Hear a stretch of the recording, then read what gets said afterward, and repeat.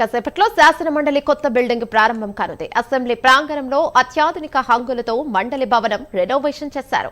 మరికొద్ది సేపట్లో సీఎం రేవంత్ రెడ్డి, మండలి చైర్మన్ గుత్తా సుఖేందర్ రెడ్డి కొత్త మండలి భవనాన్ని ప్రారంభించనున్నారు.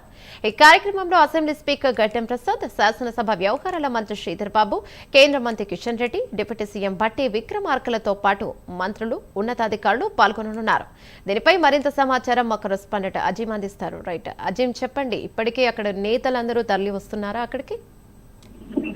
మరికొద్ది సేపట్లో ఏదైతే తెలంగాణ శాసనసభలో ఇటీవలే నూతనంగా నిర్మించినటువంటి తెలంగాణ శాసన మండలి నూతన భవనాన్ని సీఎం రేవంత్ రెడ్డి ప్రారంభించనున్నారు. ఈ కార్యక్రమానికి సీఎం రేవంత్ రెడ్డితో పాటు మండలి చైర్మన్ సుఖేందర్ రెడ్డి, స్పీకర్ గడ్డం ప్రసాద్ కుమార్, మంత్రి శాసనసభ వ్యవహారాల శాఖ మంత్రిగా ఉన్నటువంటి శ్రీధర్ బాబు, అలాగే ఇతర మంత్రులు, ఎమ్మెల్యేలు, ఎమ్మెల్సీలు అందరూ కూడా ఈ కార్యక్రమానికి హాజరవుతారు. అయితే ఈ శాసన మండలి కొత్త భవనం ఏదైతే ఉందో ఇది గతంలో ఎన్టీఆర్ హయాంలో ఏదైతే శాసనసభ సమావేశాలు నిర్వహించడానికి ఉన్నటువంటి బిల్డింగ్.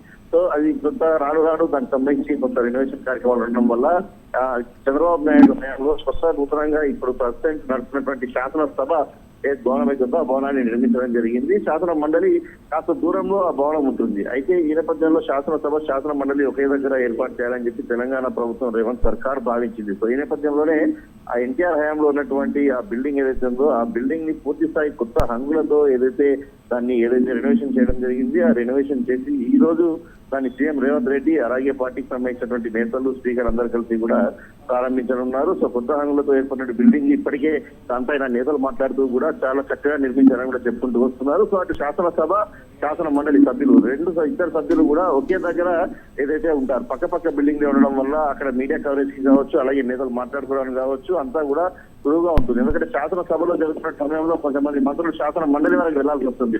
సో సుమారు 5-10 నిమిషాలు సమయం పట్టేటువంటి అవకాశం ఉంటుంది. అలా కాకుండా ఇప్పుడు నేరుగా దానిలో నుంచే, హాల్లో నుంచే ఎంట్రీ కూడా ఇవ్వడం కూడా జరిగింది. సో ఎంట్రీ ఇవ్వడంతో నేరుగా శాసన మండలికి కూడా వెళ్లిపోయేటువంటి అవకాశం ఉంటుంది. దాంట్లో సెంట్రల్ హాల్ కూడా ఏర్పాటు చేయాలని చెప్పి కూడా ప్రభుత్వం భావిస్తుంది. ఎమ్మెల్యేలు, ఎమ్మెల్సీలు, మాజీ శాసనసభ్యులు కూడా వచ్చి అక్కడ మాట్లాడుకునే విధంగా కూడా ఒక సెంట్రల్ కమిటీ హాల్ ని కూడా ఏర్పాటు చేయాలని చెప్పి కూడా ప్రభుత్వం భావిస్తుంది. సో మొత్తం కొత్త హామీలతో ఏదైతే భవన నిర్మాణం పూర్తయింది. సో ఈ నెల 16వ తారీఖు నుంచి జరిగేటువంటి శాసనసభ బడ్జెట్ సమావేశాల్లో ఏదైతే మండలి సభ్యులందరూ కూడా ఏదైతే ఇదే భవనంలో వచ్చి తమ శాసనసభ పాల్గొనడం కూడా జరుగుతుంది. సో మరి కాసేపట్లో సీఎం ఇప్పటికే జూబ్లీ నివాసం నుంచి కూడా అసెంబ్లీకి బయలుదేరినట్టు తెలుస్తుంది. సో మరి కాసేపట్లో నూతన శాసన మండలి భవనం ప్రారంభం కాబోతుంది.